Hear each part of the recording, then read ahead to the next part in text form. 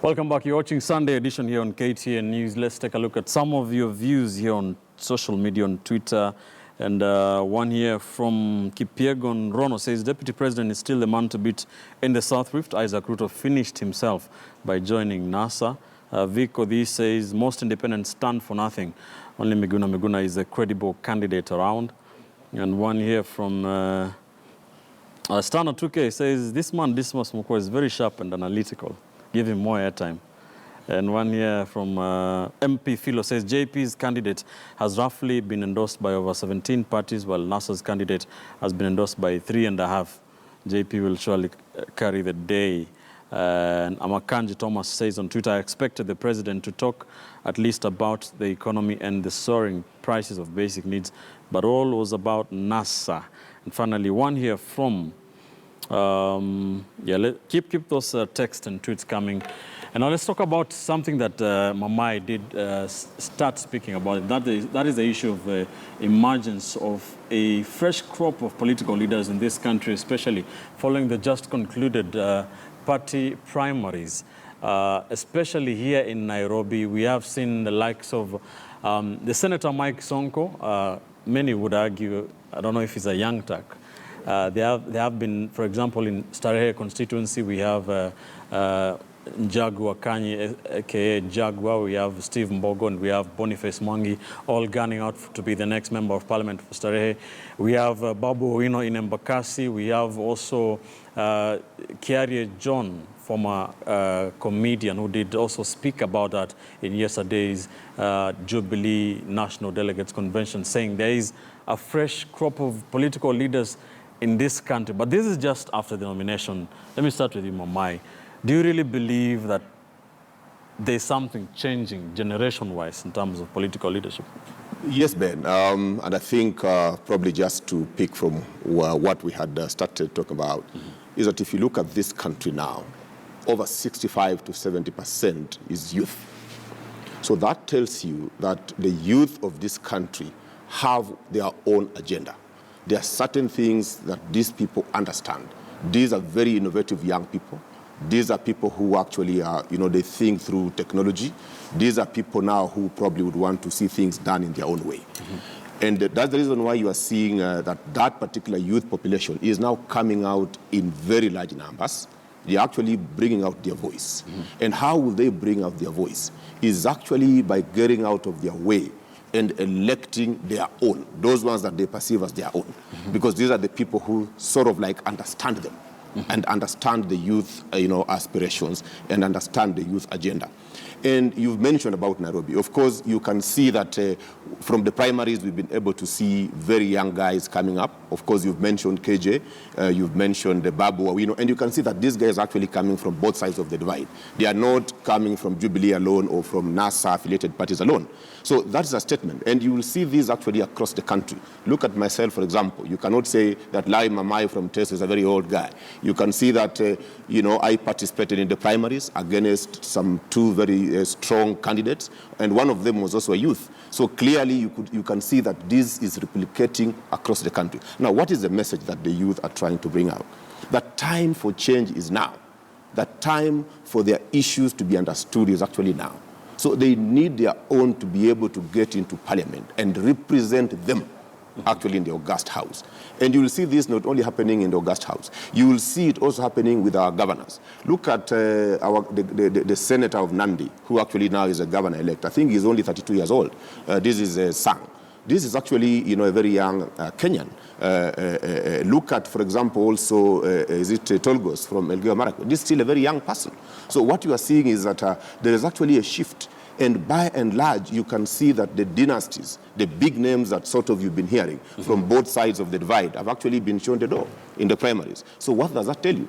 That going forward, we are going to see a systematic change of power from the names that we've had over the years, I think for the last 53 years since independence, and you're going to see a full replacement actually as we go forward. Hesbon, we've always had this. We've always been, young people in this country have always been told, now is the time for change, now is the time for young leaders to, get into political power, but it never seems, to happen. Do you think this time round there will be some real change in terms of generation? To a large extent, I would say that there is a large influx of young people who have come into politics with some serious contention to succeed, especially in constituencies where you realize that across the board, it's young people like Starehe. So Jubilee has a young person, ODM has a young person, and of course there is a very strong independent candidate in Boniface Mwangi.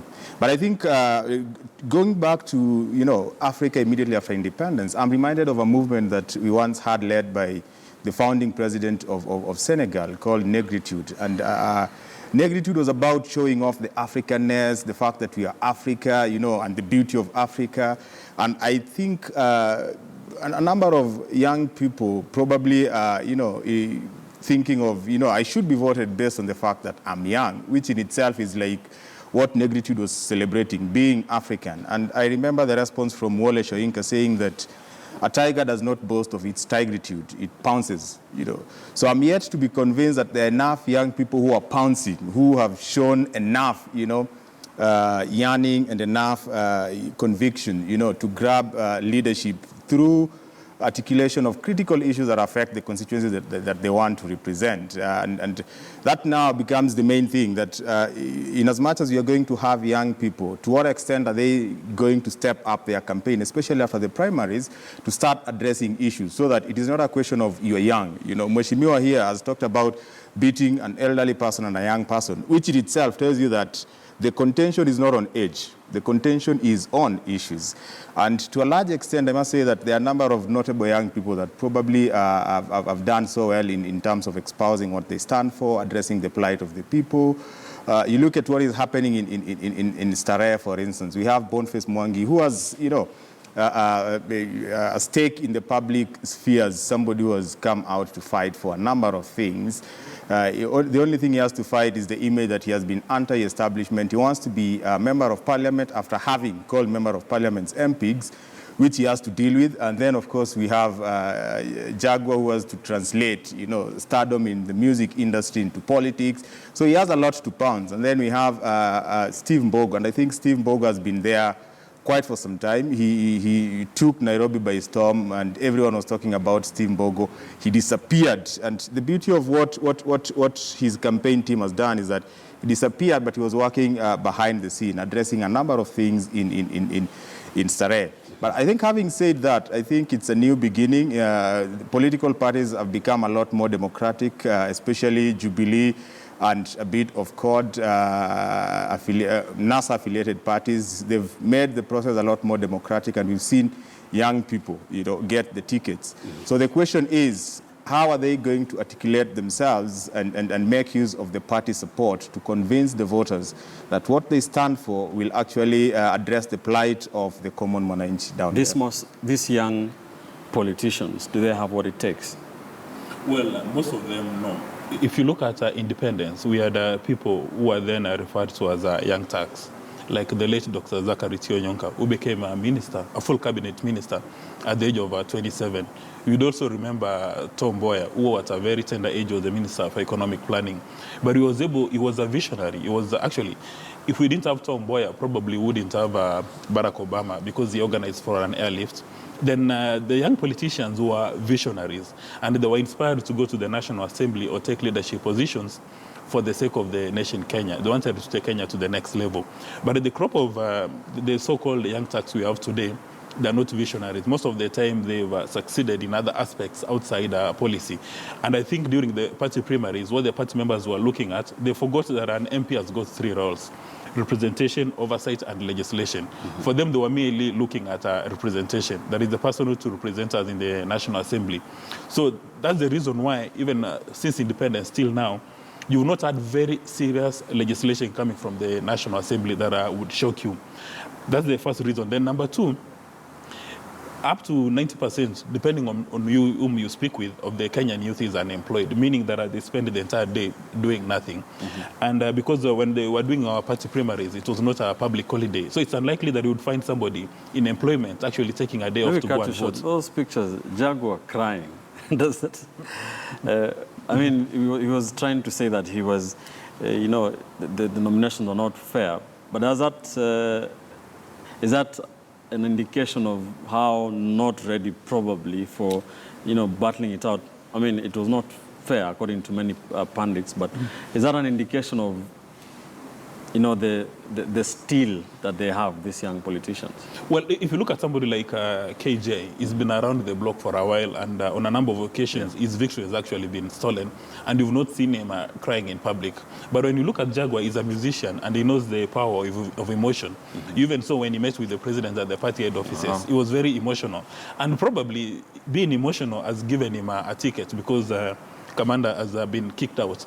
But I'll not be surprised that when these so-called young Turks go to the National Assembly, they'd find the place to be so overwhelming and that they will not be able to deliver. Like, for instance, with Jaguar having now as a Jubilee nominee, I've been trying to go through the media to find out whether he stands on anything, whether he's got a position statement on anything, even on promoting musicians, but I can't find anything like that. Actually, the only person who stands out is Boniface Mwangi, and I'd like to disagree with Hesbon. He's been saying that our MPs are MPs, which in a sense is derogatory, but I think what he was communicating is that these guys are very selfish.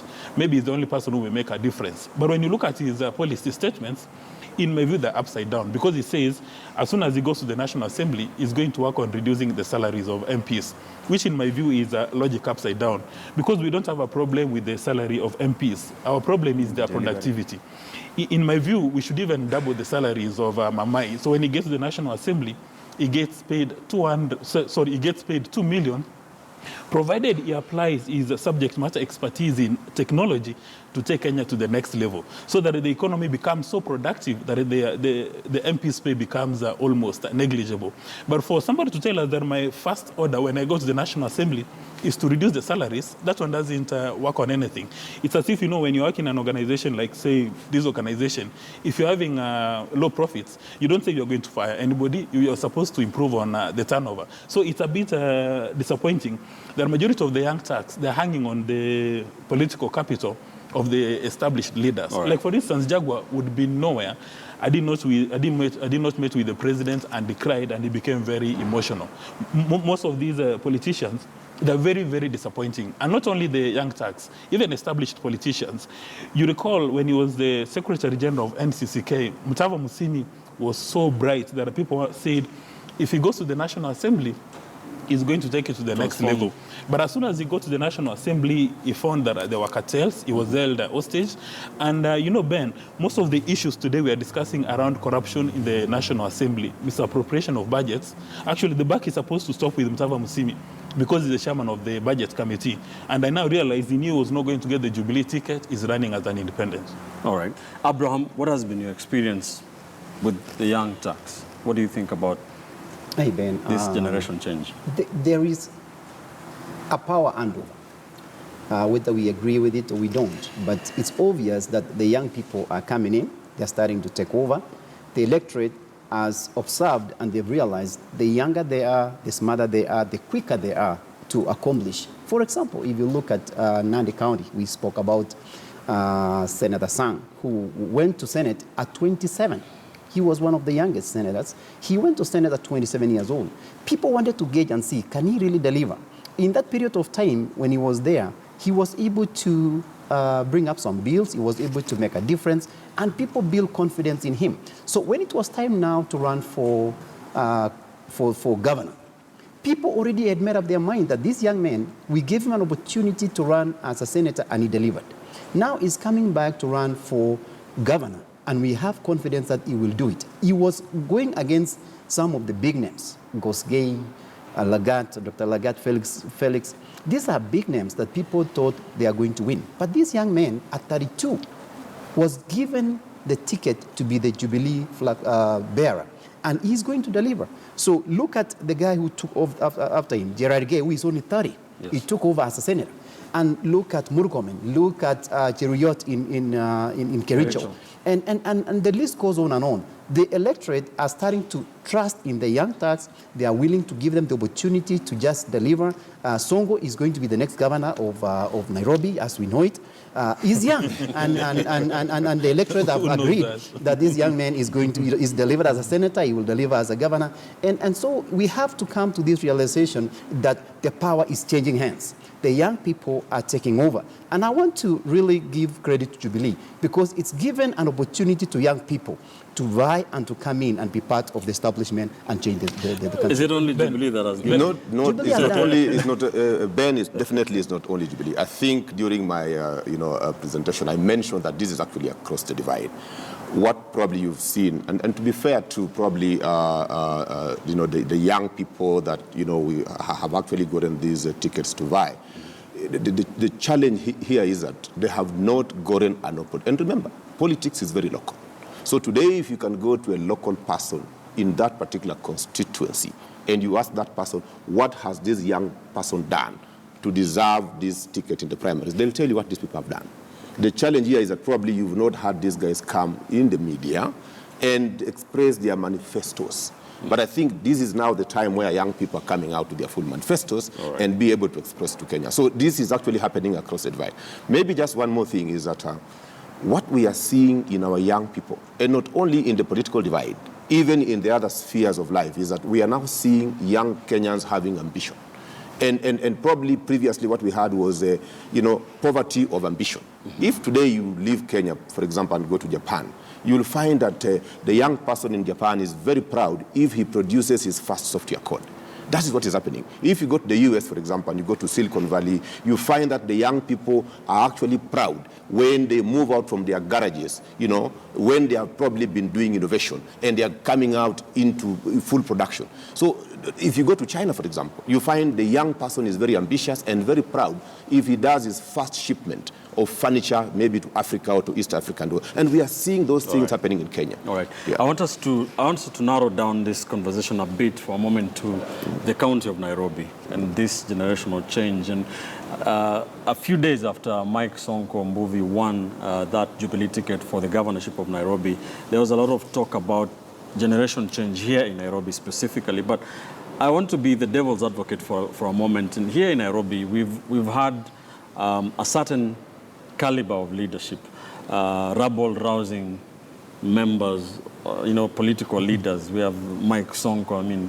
All what he has been standing for and done is in public domain. Ruben Dolos of this world, stone-throwing Ferdinand Waititu. We have had this minor commanders of this world. So then now the new crop includes Babu Owino, includes Jaguar, includes Steve Mbogo. I'm being the devil's advocate. Are we seeing just new versions of the older generations? I think it's probably the same old story, that Nairobi seems to be attracting politicians who understand the terrain in Nairobi. They understand that the bulk of what we have in Nairobi is urbanites who are jobless, who are living in what I would call urban squalor. Guys you can easily manipulate around an issue and get them to respond in a very emotive way, which is a tradition that won't go away anytime soon. So the politicians that we have currently, especially the ones who are seeking representative positions, are actually banking on that. Where I come from, for instance, no aspirant has ever addressed my issues. They focus on the surrounding slum communities, and they whip emotions, so much so that, by the end of the day, by the time I get to realize that I need to elect my representative, the guys, I would say, at the bottom of the pyramid already made a decision, on the number of guys I can choose from. Truth be said, most of just like Dismas said, most guys who are working for organizations, you're a banker, you're a lecturer here and there, we didn't get time to go and participate in the primaries, But the legislators or the aspirants in Nairobi understand that all you need to do is just target the guys who will participate in the primaries and get the right ticket. The elections is the primaries most times. Yes, get the right ticket. You're in Embakasi East, you understand the demographic of Embakasi East. So whip emotions, get the ODM ticket, you're an MP-elect. You are in Sarai, it gets a bit complicated. You are in Dagoretti South, where KJ is coming from. You understand that the moment you're in the right party and Jubilee is the right party there, it becomes fairly easy for you. So this generation of Nairobi politicians that just, take advantage of the plight of the poor, so to speak, to get the ticket, go to parliament and forget about the people who probably made them go to parliament is something that we'll have here.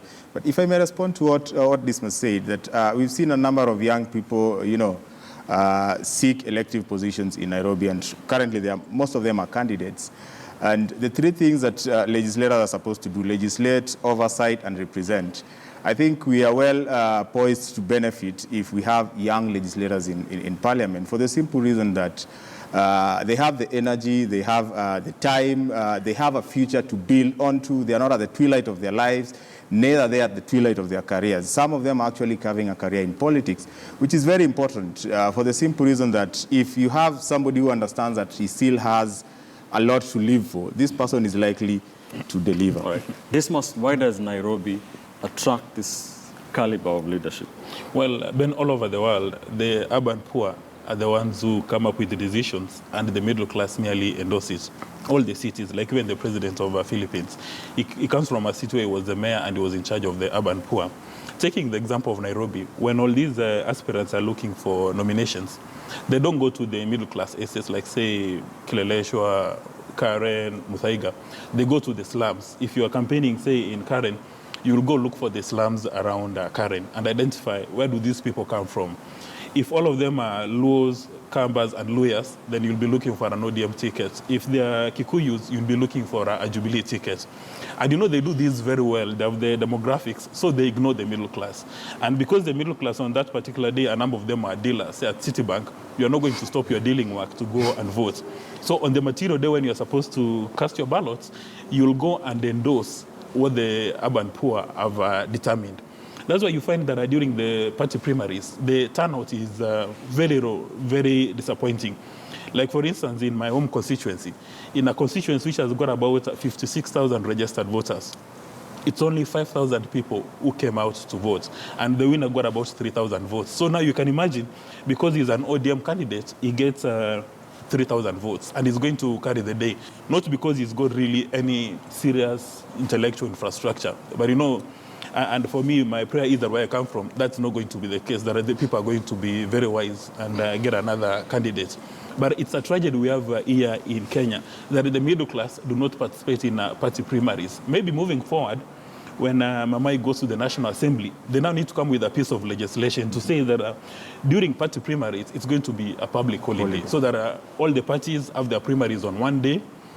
For those of us who are employed, we don't get the opportunity to go to work, so that we can go and nominate the people we want. Because if the party primaries are poisoned, then you're not going to have very good democracy. Because now the fountain of our democracy, that well where the water comes from, is already poisoned. And poor Mama here is going to be with folks at the National Assembly who do not even understand the role of technology in developing the world. I pity him because he's an expert in technology. So he'll actually be talking to himself. And before he knows, he'll be swallowed into the mediocrity. Right. And as a result, the nation will not grow. All right. Many thanks for staying with us here on KTN News. That's where we leave it on this particular issue. When we return after this quick commercial break, we'll take a look at those political parties that endorsed the President Uhuru Kenyatta yesterday in national delegates conventions across the city. Uhuru Kenyatta attending all of them. We'll also take a look at where that places the incumbent as he bids to go head-to-head with Raila Odinga of the National Super Alliance. Hezbollah Owila says it is a two-horse race for the presidency. Don't go too far. We're back shortly. Mimi niwahakikishie ya kwamba nyinyi kama wanakanu tukishashinda mtakuwa ndani kabisa.